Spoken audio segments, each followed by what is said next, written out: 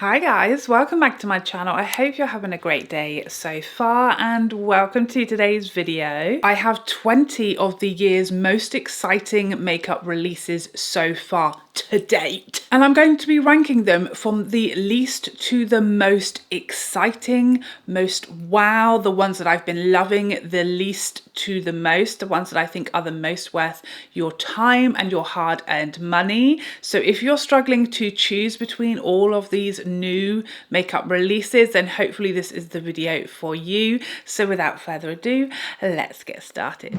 So quick disclaimer before we dive into this: rankings are always hard at the best of times. It's very hard sometimes to actually rank or choose a favorite. Sometimes you like products equally. It's even harder when you're dealing with all different types of makeup. I've got lip products, bronzers, I've got foundations, I've got eyeshadow, and it's very, very hard to rank totally different makeup categories to each other. So take this with a bit of a pinch of salt. This is just my personal preferences, how excited I am by each of these products. Let's kick off with 20th place. And this is one that I absolutely feel will not change whatsoever, but it is Nars Afterglow Irresistible eyeshadow palette.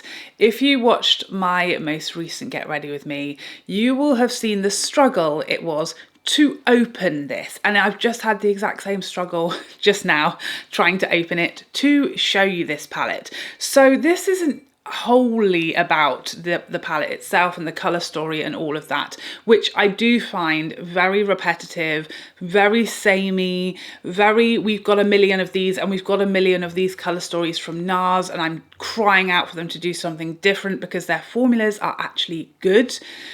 It's the packaging. I hate it so much. I have just almost broken a nail. I've smudged my nail varnish. I have sworn at my walls just trying to open it again, and it makes me not want to bother using it. It's so annoying. It's so unnecessary for it to be so difficult to open.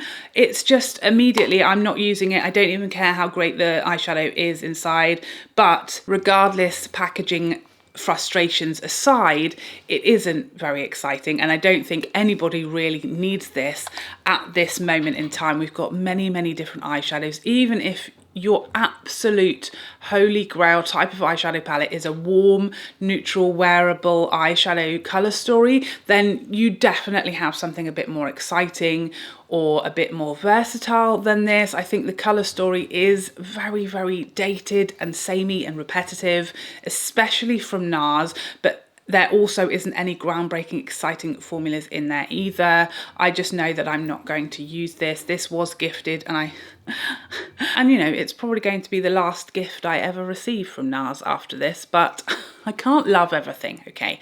And it is what it is. Let this be a lesson for those of you who like to say that I will give a different review if something is gifted to me, or that I'm affected by whether I receive PR from a brand or not. I think remember this moment, okay? Because clearly not. Now in 19th place, it is this new highlighter shade from Tom Ford. It is Nude Sand. So not a new formula, a new shade of their Soleil Glow highlighter. I don't love this as much as I thought I would. I kind of feel sad because it was really expensive, and I thought that I was going to absolutely adore this highlighter and it was going to be like my favorite and the color was going to be perfect. It's definitely yellower. That's a very blended out swatch there, but it's definitely much more yellow than I expected. I don't really find this to be nude. It's very yellow. You a close up there of the shade, but yeah, it's very yellow gold to me. I like this formula. I don't think it's super like wow factor, and I really was expecting this to be really special and for me to love it, but it's just not getting reached for a lot. It's not my favorite. It's not even my favorite of the highlighters that launched this month. So yeah, I think that's something that actually you can pass. Definitely not as exciting as I thought it was going to be. A little disappointing.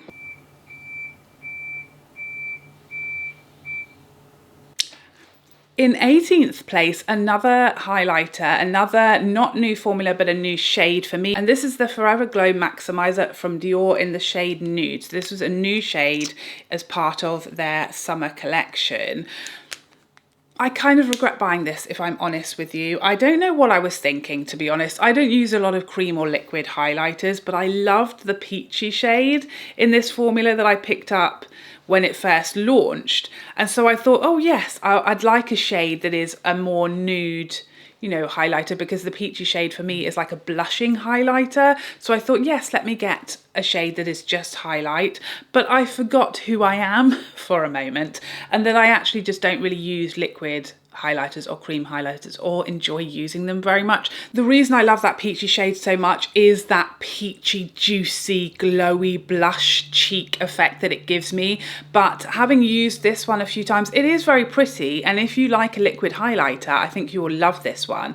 But I've had some issues applying this. I find it trickier to apply, especially if I've already laid down bronzer. I have to put this over foundation first, and I just don't love using liquid highlighters in that way. It's pretty, it's a really good shade for me, but I just don't really use it. So that's something that, you know, I'm just not going to get the use out of it that justifies it for me. If you use a lot of liquid and cream highlighters and that's your preference, it's beautiful. It's very sort of glossy glass skin, very natural and understated and pretty on the skin. You know me, I just prefer my powder highlighters, so it doesn't get a lot of use. And I don't really know why I bought it. I had a blackout for a moment. I got confused. I forgot who I was and where I was, apparently. By the way, the builders are in. I don't mean that as a euphemism. They are literally next door doing something. I don't know what they're doing to the driveway, but they're making all kinds of beeping and growling noises. So that's not my tummy, if you were wondering, okay? I'm so sorry about it. In 17th place, we have the new pink. I had to look at it then because I'm looking in my monitor and it looks white, and this is part of the problem. It is the baby pink powder from Pat McGrath, so her existing under eye setting powder, but in the apparently baby pink shade. So I love this powder. It's my second favourite now, under eye setting powder, but I was a little disappointed with this one. I thought this was really going to push my Givenchy powder that I have, has gazumped this powder off of Top Spot, because it's that pink brightening shade, but I just don't think it's pink enough. You know, I'm looking at my monitor, it looks white to me. I don't know how it looks to you guys. The pink is very, very subtle. And when I use this in comparison to the light powder, which is almost white, well, it is white, I don't see any difference. I don't see any extra brightening. I don't see any extra color correcting impact like I do with the Givenchy powder. So I just feel like this was unnecessary for my collection. You know, it's no different, doesn't give me any different effect to the light powder that I already own. And I was expecting that sort of brightening pink color, and it just isn't pink enough for what I want. So that was a little sad and not as exciting. I wasn't as happy about it. It wasn't as necessary as I thought it was going to be, because it just isn't pink enough. It needed to be pinker, in my opinion. I think if you have the light shade and you're considering whether to pick up the pink as well, you don't need both. They look exactly the same to my eye anyway, on the under eyes. My eye, under eye, the same. I'm very likely to lose count, so if I'm saying the wrong numbers here, I can only apologise. I think we're on 16th place, and it is the Fenty Highlighters. These, I've gone back and forth on these.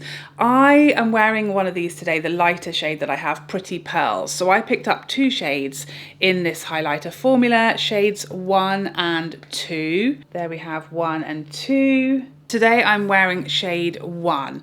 I don't love these, and if I could have tried before I buyed, traught before I bought, I would probably have returned them, because they just weren't quite what I wanted them to be or what I was expecting. I have got the effect that I pretty much am happy with these highlighters today, but it takes a bit of work. When I initially lay the product down, it's quite opaque, it's too much base for my preference when it comes to a highlighter, and I have to do quite a bit of blending out to get these to melt into the skin and be more smooth and natural. They are very smooth, but they are actually really quite impactful, really quite metallic actually, but they are very flattering on texture, but they're just too much for me, for my preference of a highlighter. I like a glow, a luminosity, a radiance to the skin that's really understated and really is just a bit of glow, as opposed to highlight. And these are quite highlighty. They are a very smooth, flattering texture, and they are really great over textured skin, lines, wrinkles, or just texture in general on the skin. They're very flattering on that, which I appreciate, but they're just too much for me. They're quite opaque. They have a lot of color. It's a bit of work for me to buff it into the skin, and I just have highlighters that I prefer. I like the packaging. The shade range is amazing, but it's just not my favorite formula. In 15th place, the Ultra Shine lip color from Tom Ford that I picked up from his, is it spring or summer collection? I forget. This is Peche Paradis. I love this formula. It is not a new formula, it's just a new shade, a new limited edition shade for their spring summer collection. I love the formula. I like this shade. I don't love it as much as I thought. I think the pictures and swatches are a little misleading as per the usual, especially with Tom Ford. This just was not the colour I thought it was going to be. I wanted it to be a bit lighter, a bit peachier. This is quite sort of orange, like rusty. I don't love this colour as much as I hoped. I think I will like it more when I'm more tanned, because it then won't be so dark on me. But yeah, it wasn't quite the shade I thought it was going to be. I don't love it as much as I had hoped. So yeah, it's a bit lower down than I would have thought, just because I feel like the swatches on the models look totally different to the reality of the colour, which makes me furious. It's very unhelpful. In 14th place, we have our first bronzer. Many bronzers launched in the last few weeks, okay? And this was one of my most agonizing decisions, trying to choose between bronzers and trying to put them in an order, because they're all glorious and amazing. All of the bronzers that have launched recently I actually really love, but in 14th place and the lowest ranked bronzer is the YSL, which, believe me, I did not see this coming, okay? Because when this launched, it was the first one of the bronzers and I instantly loved it. The packaging is one of my all-time favorite packagings I've ever used. The reason this is lower down and it is like the lowest ranked of the bronzers is that it is just disappointingly matte to me. I think this was kind of sold as being like a luminous bronzer, and I don't get any luminosity whatsoever. I love the tone of it. I find it very natural.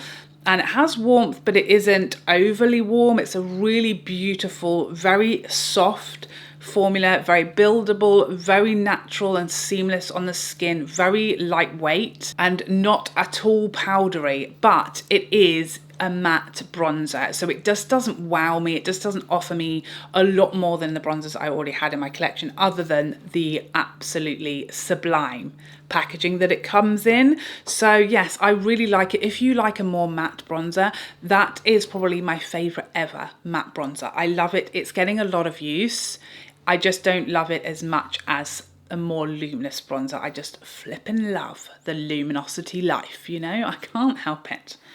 But a beautiful bronzer nonetheless. In 13th place, we have the Charlotte Tilbury Plumpgasm Plumping Lip Glosses. I really like these. I wish there was more shades. The packaging is unbelievably beautiful. I'm obsessed with it. As I said to you guys in my review, I'm dying. The packaging is some of the cutest that I've ever seen, some of my favorite that I've ever seen. I'm not a huge lip gloss girl. I don't wear a lot of lip glosses. I like a shiny lipstick more so than I do a gloss. And these are extremely heavy on the plumping feeling. They are a very intense tingling, probably the most intense I've ever experienced. And you know me, I don't love that. I don't love that feeling. I don't use those type of products a lot.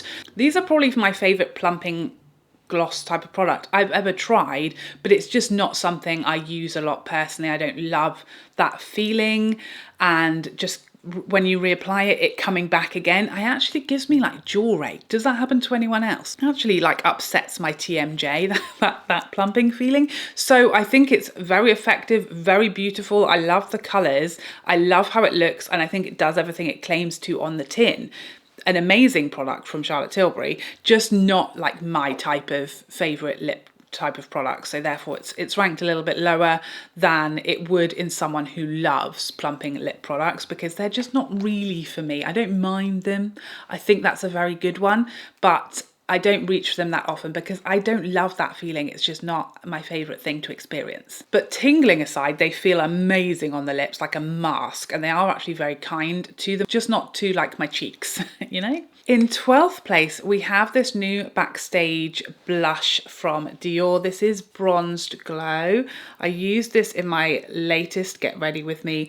I love this blush. It's so pretty and gently luminous on the cheeks. It's the perfect summery blush. You know, if you want that bronzed goddess glow to the cheeks, this can be like your blush and bronzer in one. I really love it. I do like this packaging. It's not super luxurious, but it's very easy to travel with and very easy to store. And this color, I just find it so flattering and bronzy on me. I love the effect it gives, how easy it is to use and how buildable. This is my favorite shade in this formula that I have tried yet, and I really like it. These sort of bronzy glowy cheek blush shades what? Kind of few and far between. I think brands haven't got the memo yet that we love these like neutral blush shades. We don't want, and not everybody loves pink blush. We like some neutrals, you know, some understated, like, is it a bronzer, is it a blush? And then we love this gentle luminosity finish. I do anyway. I don't want to speak for everyone, but a lot of us love that and we need more of it. This is like the perfect shade, especially for summer. In 11th place, just outside the top 10, it's the YSL Love Shine lipsticks. I'm wearing this one today. This is shade 150, which I think is my favorite of those I was gifted.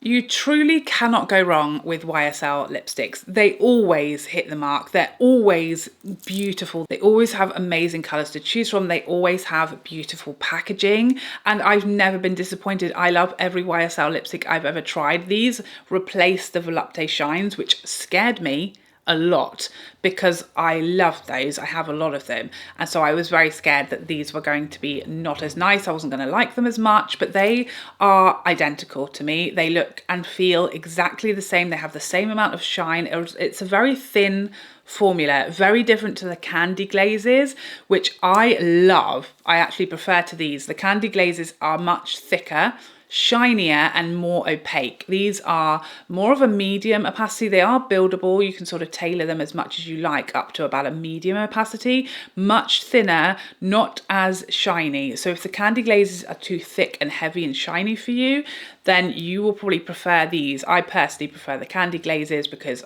the more shine the better, but these are so lovely, very, very weightless, very light, very thin texture, very natural, understated color, easygoing handbag lipsticks for every day.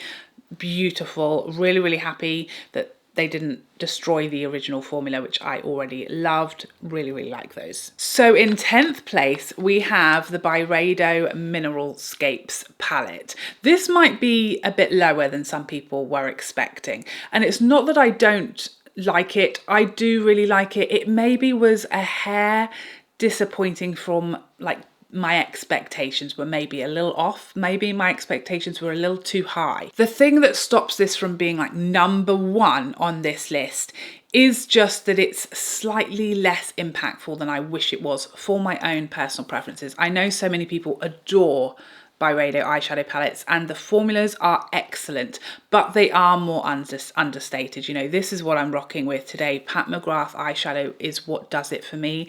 The, you know, amazing impactful shimmers and sparkles is what I live for and what gives me the most joy when it comes to eyeshadow. This color story is unbelievably beautiful. It's like my dream color story, and every shade in here is super wearable and pretty, and I've got a lot of looks that I love out of it, but I always wish it was just giving me a bit more impact when it comes to like the shimmer.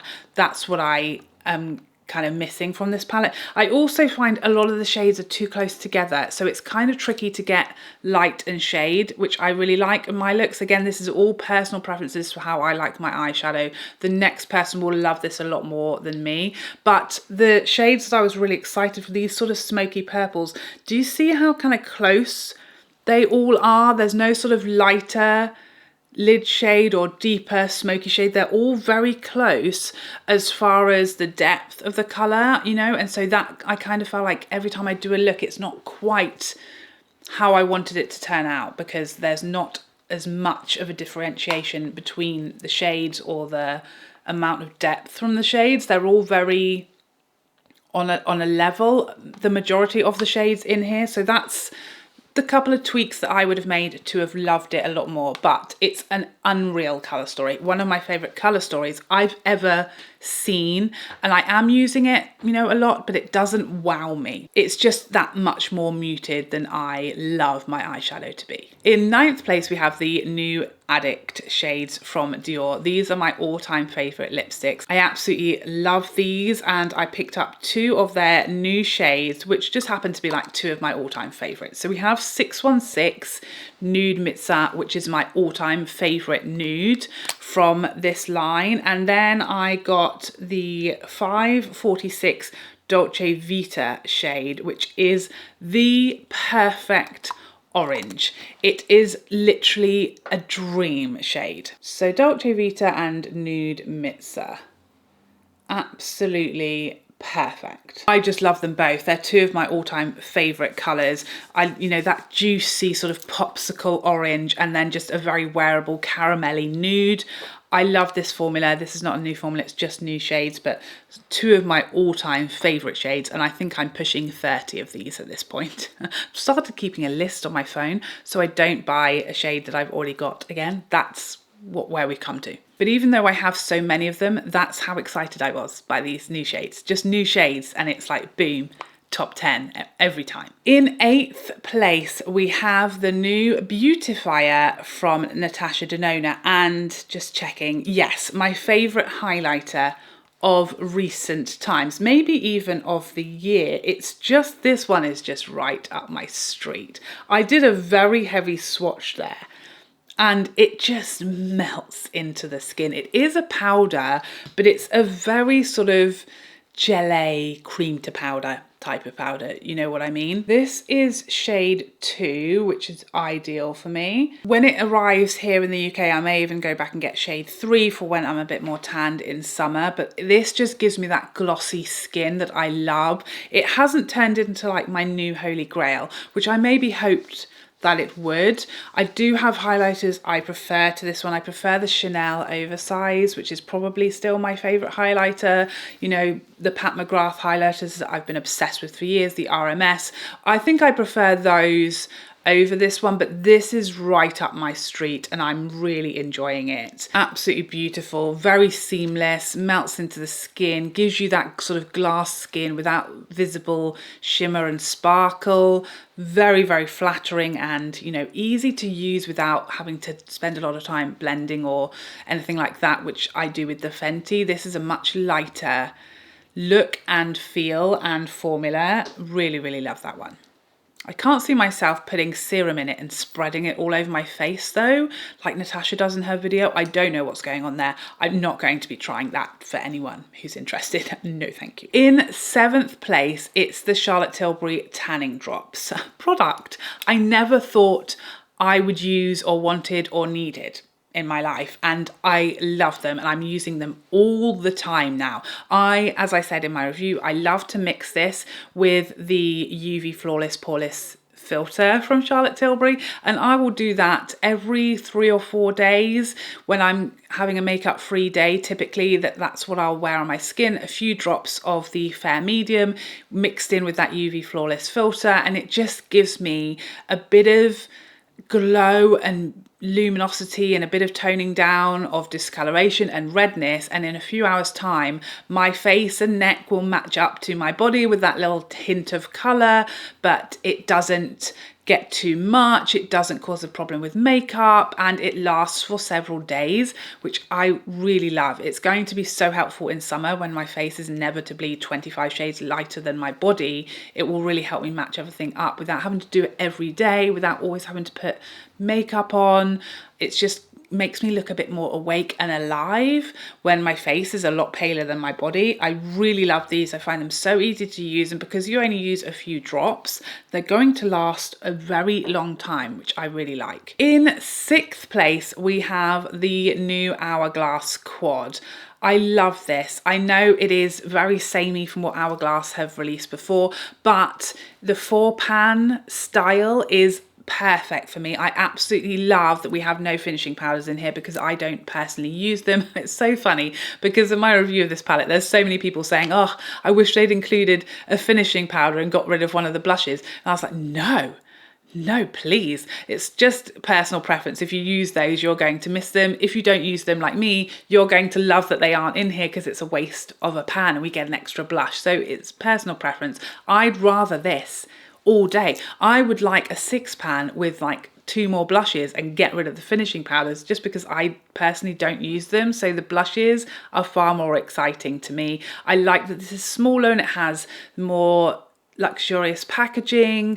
I mentioned how, you know, the mirror stands up so you can actually use it rather than it constantly falling down like the holiday palettes. And I love all of the shades in here. I find this so flattering. I love Hourglass powders, and this is pretty much like what I would pick, you know, color wise if I was to like make my own palette. We're always talking about that, all a dream. Being able to like, we all want to just pick our own specific shades, don't we, for these Hourglass palettes every year. Who knows if that will ever happen, but that would be fantastic. And this is pretty much, you know, what I would choose. I would want something more neutral blush wise, but you know, then a sort of more corally blush, a beautiful luminous bronzer, and a more understated pretty champagne-y highlighter. I just will use everything in here, and it's so great for travel. And I just love the effect that when you use all of these powders from one of these palettes together, it's just perfection for me. It's exactly what I love my makeup to be. I don't think I'll ever get bored of these. I know there are people who every holiday are like, who is still buying these? It's me. I love them. I get excited every time. They're just right up my street. They tickle my pickle, you know. And we're in the top 5, people. In 5th place, it was hard for me to put this low down, but this top 5 was very hard to rank, but it is the Rare Beauty blushes. Oh, suits you, sir. I have this shade on my cheeks today. This is Joy. Now, these are either for you or they aren't, and they are so for me.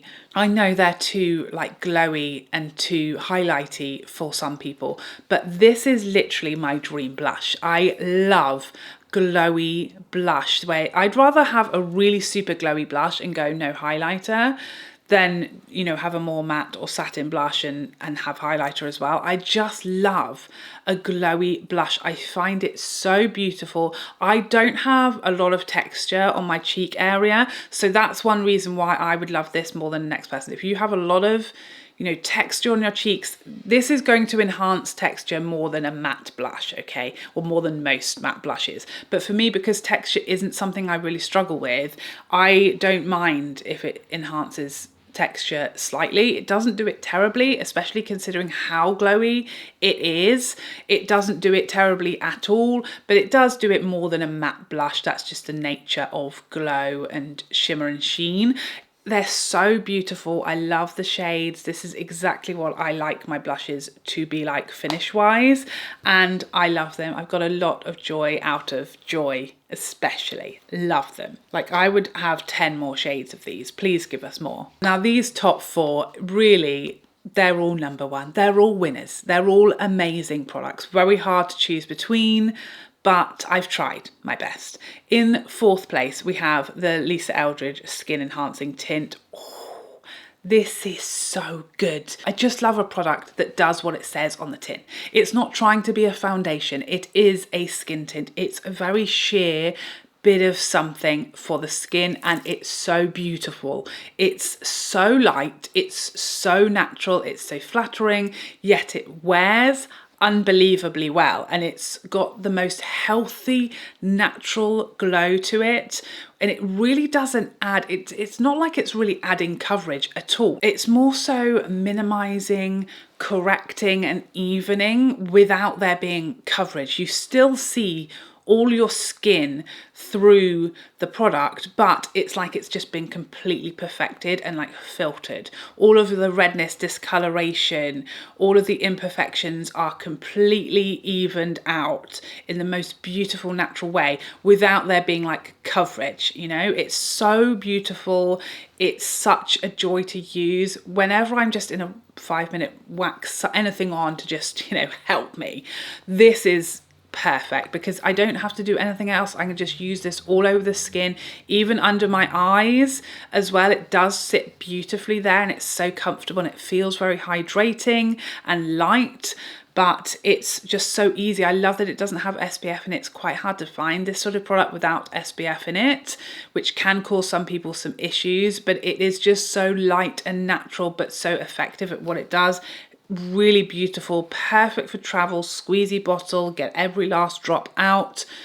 I'm loving it. Really, really amazing skin tint. In third place, it's the Tom Ford Architecture Soft Matte Foundation. Impossible to compare these two. They have completely different jobs. They are completely different, but both amazing in their own category. I just wear foundation more than I do skin tints, hence why this one has slightly edged it. This is an amazing foundation. Is it ludicrously priced? Yes. Do you need to spend £120 on a foundation? Absolutely not. Do I love this foundation? Yes, I do. I'm so sorry about it. The bottle is absolutely beautiful. I really appreciate how luxurious it is. If I'm paying that much money for a foundation, it better be beautifully packaged, okay? It better not come in a plastic bottle is what I'm saying. It better be glass and glorious and like an ornament. So well done, fair play. I'll give you 1 point for that. The special thing about this foundation is how it wears. It is bulletproof. I have been wearing this now for a couple of weeks and I have tried it out in so many different environments, really long days. I'm talking 13, 14 hours. Gone to take this off, looked in the mirror, and it literally looks the exact same as when I applied it. It is so long wearing, it's bulletproof. I've worn this, you know, on days when we've been in the swimming pool for hours, not me specifically. I've been watching my children in the swimming pool, and it has never touched it, never made it shinier throughout the day. It doesn't even, you know, fade on my nose or get shiny around my nose. Hours and hours later, it's so flattering and smooth on lines and texture. In my Get Ready With Me, I used this over the top of the Charlotte Tilbury Hollywood Flawless filter. I've also used it over the top of the Dior Star filter and various other sort of glowy products because you know me, I like a bit of glow, and this is a more soft matte foundation, and that does describe it perfectly. It's not sort of called a soft matte, but it's actually really glowy. For me, on my skin, it is a soft matte. That is what it is. It's more matte than I love my foundations to be, but by using a bit of glow in another product or mixing it together, it stays as long wearing. I get all of the benefits with the glow that I seek. The coverage I find quite versatile as well. You know, I can use this very thin texture that this foundation has that allows me to do a very thin layer and then keep it actually quite natural, or very easily built up to a full beat, full coverage. It is an amazing foundation, truly. I know people are going to say, okay, give me a foundation that's like a third of the price that's just as good. The nearest I would say would be the Hourglass, which I love, is just as beautiful, and I love all of those things about this. The bottle is not as luxurious with the Hourglass. A lot of people don't care about that. And this definitely wears better than the Hourglass. Now, I don't really care about that because typically I only need my foundation to be on and looking good for like 8 hours tops, and the Hourglass absolutely does that. But if you want something to wear as well as this one, I don't have something that looks as beautiful that wears as well as this. I don't have one, but the closest would be the Hourglass. It doesn't wear as well though, so just bear that in mind. But this is an amazing foundation. I do obviously wish it was half the price at least. And now we come to the top two. It's the Armani Luminous Silk Bronzer and the RMS Beauty Hydra Bronzers. These, I go back and forth. Even today, I used the Armani in an attempt to make a final decision as to which of these I like the most. And I just cannot pick one. I can't make a choice because there are real pros and cons between these two, okay? The number one thing about the Armani is you get so much more product. This is 18 grams in here, 18 grams of product versus 6.5. So this is like 3 times the amount in here. That's number one. The second thing is I far prefer the packaging of the Armani. It's beautiful, it's luxurious, it's sturdy. I much prefer the packaging, the RMS Beauty. It is very simple, it's lighter, it's not as luxurious, there's no bells and whistles, it's very plain. So that's another thing. Also, the RMS are refillable. I mean, the Armani looks to be refillable, but it's also listed as being limited edition, so I don't know what's going on there. But the RMS Beauty is refillable, which seems like a good thing, and it is, but my refill, it's very loose and it comes loose all the time and it feels like it may fall out. So that is a concern that I have with the packaging of the RMS. Like you can see this one, do you see there where it's just not sitting like flush? And it won't, it doesn't seem to want to like go in and stay in, it just kind of pops back out. But this is the Tan Lines, it nearly came out then. But this is the Tan Lines shade from RMS, and that is my favorite shade. And this is where RMS, I think, just edges it, because that specific shade is like my perfect bronzer shade. So I have the Armani in the shade 100, and then Tan Lines is at the top there, and you can just see that Tan Lines has that more neutral undertone. The finish of these bronzers, again, it's almost identical. They're both luminous bronzers, but they're not sparkly or shimmery. They don't look like highlighters. They give you on the skin this gorgeous luminosity, which I die for. Both of these bronzers have basically the exact same finish. The Tan Lines shade from RMS and then the Armani on the bottom. You know, looking on my hand, these look like the same bronzer. They look like the exact same finish. It's just the difference is the tone and the shade. So it's almost impossible to choose. I think shade-wise, I prefer Tan Lines from RMS. That's just my perfect, more neutral undertone shade. But the packaging and the size and the amount of the Armani gives it that edge. And so it's very much, and the finish is almost identical. I think just because of the perfect color, I'm going to say Armani in second and RMS in first, but there really isn't like a better one or one that I prefer. I love them both. If I want something a bit warmer, I go with the Armani. If I want something a bit more neutral, then I go with the RMS. It's really splitting hairs. They're both stunning, glorious bronzers. I love both formulas. They're absolutely perfect for what I look for, a luminous bronzer. And between the two formulas, these are now like my 1 and 2, whether it's this 1 and 2 or 1 and 2, these are my top 2 bronzers I think I've ever tried. An amazing year for bronzers, and it's only April.